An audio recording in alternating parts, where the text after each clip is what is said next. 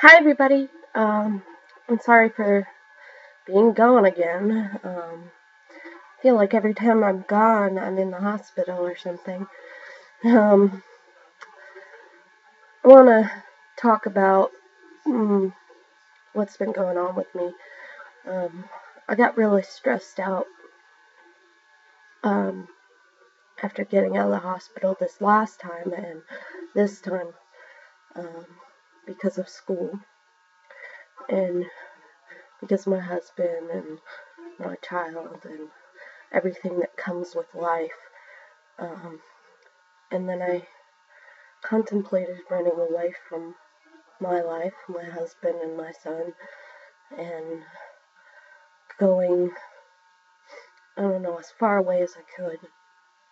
I contemplated divorce, and I'm a firm believer that you stay in a relationship and, you take care of your issues.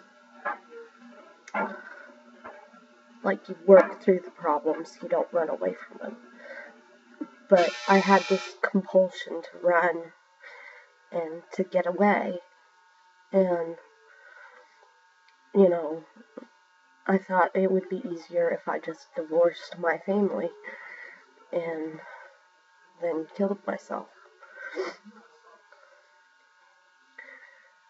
I told my husband about what I was feeling, but I didn't tell him that I was contemplating suicide. And, you know, as life moves forward from this point and from inpatient to outpatient, I have to continue to work on this relationship and continue to work on the things that stress me and trigger me. And, the things that we deal with when we face our life and our disorder and things like that as a human being, we kind of have to figure out where we're going from here. And I want a family that is whole. Like, I want to have another child, but I don't think that I'll be safe coming off my medications, and that's a big fear for me. Is that I might try to hurt myself and my unborn child.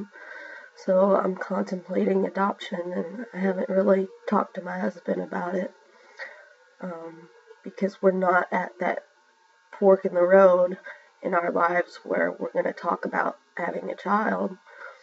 I want to finish school and, start a job and in my career field and work towards bettering myself that way before I really get involved in having another child.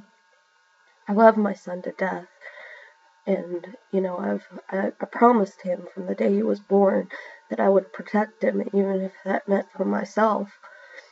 And you know, I've told my husband about that, and it's hard. It's hard thinking that I'm a horrible person and a horrible mother because I have these thoughts of hurting people that I really love and care about and ending my life. So, what do we do when we have these thoughts? The best thing to do is to talk about it with somebody and get the appropriate help. That's why I went into the hospital, because I didn't think I could handle it anymore.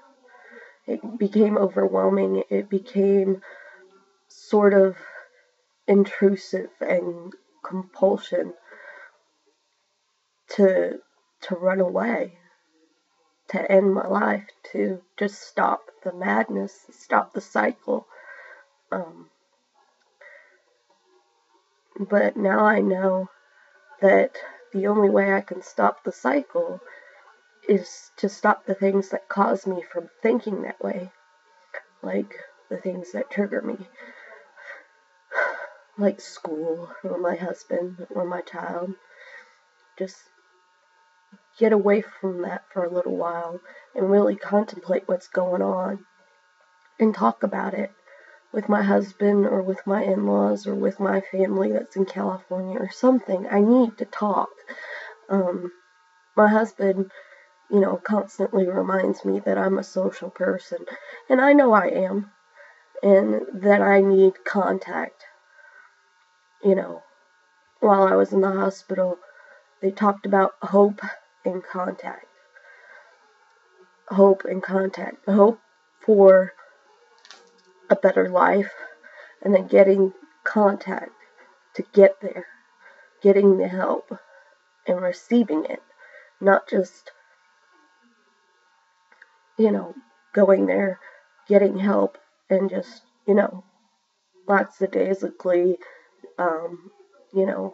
just walking out of the hospital without really taking and applying the tools that I've learned to have. I've tried ever since my first hospital stay to not hear voices, to keep myself safe, to keep my son safe especially. And, I'm always scared to let people in as to what voices are telling me to do. And I know that some people who suffer from bipolar disorder have no idea what I'm talking about, but, I hear voices that tell me to hurt myself or to hurt others or to berate me. And, I get really afraid because the voices talk to me and I can imagine, I can, bring an image of what they're telling me to my thoughts in my mind. And I'm disgusted and horrified at what I might possibly do if it got to be such an overwhelming thing that I could not control myself. Like if it became a compulsion to do that.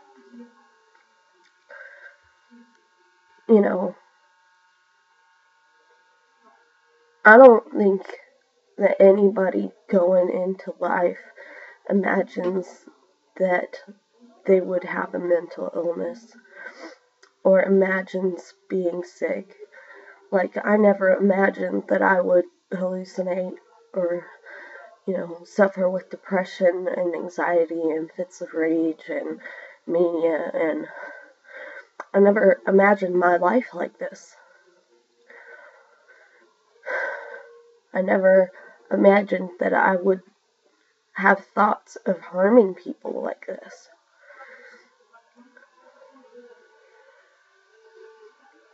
So, if any of you out there experience these problems, I want you to get help. I want you to talk about it, whether it's with me or somebody else. Sometimes a perfect stranger who's not going to judge you based on what you're thinking or feeling is better than not having contact with anyone about what you're thinking or feeling. That's why I have this channel, because I want people to know that they're not alone, and I need to know that I'm not alone. And, this channel and my subscribers and all the viewers, they all mean something to me. They're all worthwhile people, and, there's a reason why they're watching, or they start watching, or why they subscribe. And I feel that I'm helping people. And that's what I want to do. I want to help people get the help they need. And whether that's knowing that they're not alone, or going and talking to somebody about their problems who's a mental health professional or something of that nature, that's what I want to do. Because we have to have contact. When you're sick with a mental illness, you need a strong support group. You need to know that you're not alone. And it's a recovery process. It's a recovery process because you get overwhelmed in life and you need to take a time out to figure out where your triggers are, what has caused you to get to the point that you need to go to the hospital or things of that nature, why you're so sick at different points in your life. And, every day it's going to be different. You're not going to be sick every day.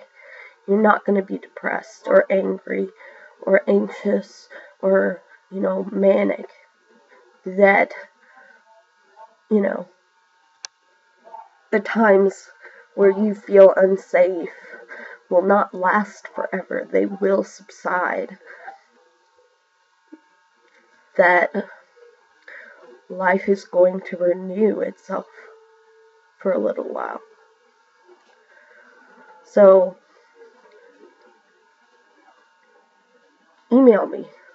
My email's attached to this channel. You can email me personally. You can comment if you want to let other people know what's going on. There's no judgment here. If you feel like there's somebody who can benefit from this conversation I'm having with you all, share this video with them. But we all need to talk. We need to start talking. We need to start having contact. And we need to continue to have hope. That's the point of getting help, is that you believe there's hope for a better future. That somebody somewhere who's going through the same thing you're going through is going to survive. And you can survive too.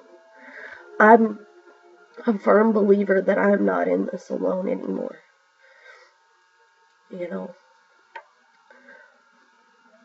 I've been in the hospital 3 times in my life, and every time I get out, I'm renewed about why I haven't died yet. There is a bigger purpose, and, that we're never given so much in life that we can't bear it. And that there's always help available to all of us. Whether it's through our faith, or through medicine, or through our friends and family that are present, that we're not alone. Suicide is a very selfish act, because you're saying that your pain is greater than the pain you're going to inflict on your family and friends. And sometimes life feels that way. I know, I've tried to kill myself multiple times. I've contemplated it quite a bit. I have the means to do it. And I've come very close.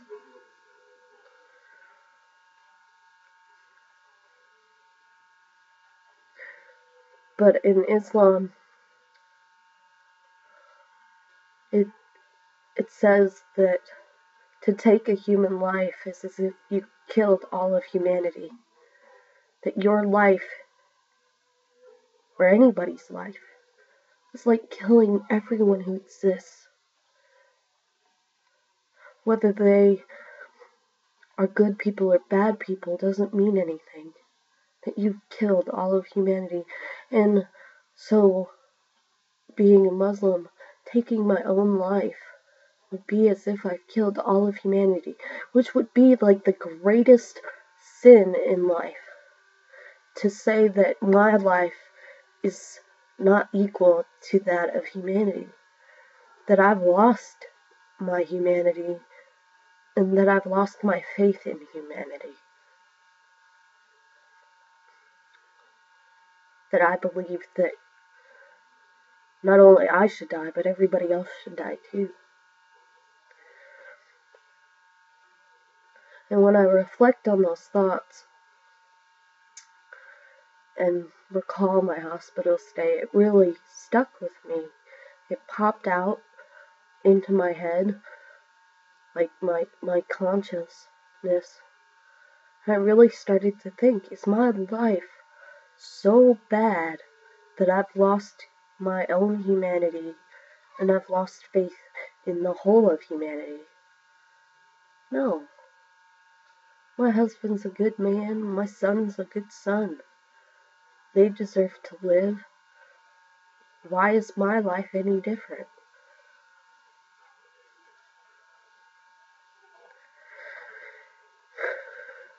If you have any questions for me, feel free to email me or comment or whatever. I will answer you.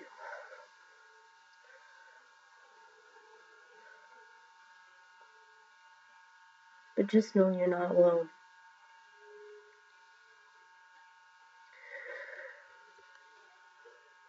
Well, with that said, I'm going to wrap this up. This is a pretty short conversation, but I wanted to get that off my chest. I wanted to let you all in as to what was going on. Let you know a little more about me. Like, you know, a lot of the things that trigger me. If you've watched my whole series of videos, there's been a lot of different stuff that's been brought up. But we need to start talking to one another and don't stop. Keep talking. Things will get better. This is only a phase of life. There's more to it than just being sick. Life doesn't end when you're diagnosed. It changes, but it doesn't stop going on. You can and will get better. And, you know, I believe that God gives us hard times so we can enjoy the good, because you can't know the difference between right and wrong or good and bad without experiencing both. And that's what life is. It's experience. It's an ever-changing experience. Thank you for watching, and stay tuned.